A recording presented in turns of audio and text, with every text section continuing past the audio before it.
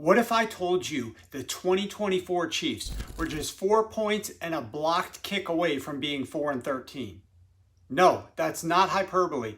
Kansas City went a perfect 11-0 in one-score games last season.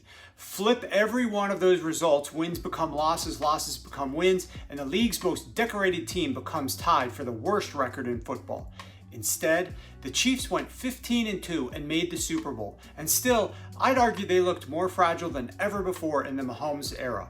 Let's break down why 2025 could be the year the dynasty either starts to wobble or proves it evolves. First, credit where it's due. 15 wins, the most in franchise history, the best record in the league. Patrick Mahomes, Andy Reid, and another AFC crown.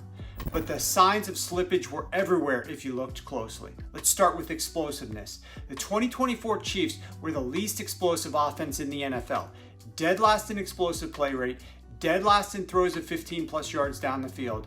The old Chiefs hunted those big plays. These Chiefs were scared. They threw behind the line of scrimmage more than any team in the past 5 years, the second most out of 192 team seasons since 2019. Patrick Mahomes had the second fastest release time in the NFL, but that's not because he was carving teams up deep. It's because the offense was built to survive, not dominate. And they did survive with surgical precision on third down. Kansas City ranked number 2 in the NFL in third down conversion rate. And if you remove Week 18's meaningless game, they hit 50% on third downs, a mark only 8 offenses have reached since 2000. But here's the problem. If you're not winning on early downs and you're not being explosive, being perfect on third downs becomes your lifeline, and lifelines aren't sustainable. On early downs, the Chiefs fell to average or below average in every efficiency statistic: EPA, yards per play, and first down rate. They were outside the top 20 in early down explosiveness. That's not just a tweak, that's an identity crisis for this team.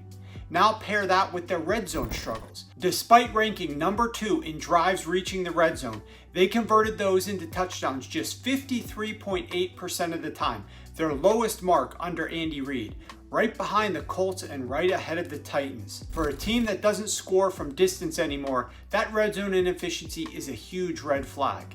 And then there's Travis Kelce. He's still clutch, he's still smart, but the yards after the catch has fallen off a cliff. In 2021, 6.2 yards after catch per reception. Last year, just 3.8. His air yards per target is dropping every year, and his yards per catch as a result, down from 12.2 to 8.5.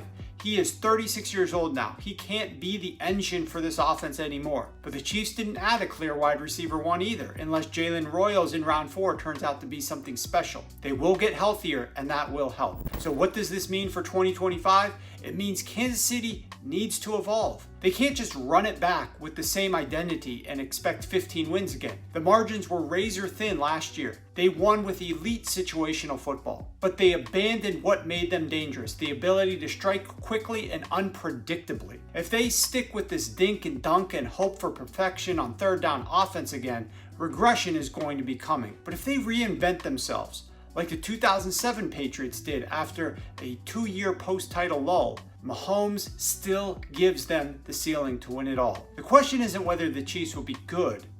The question is whether they'll be great. If they adapt and improve in the margins, they'll find themselves on another deep playoff run, and the sky is the limit.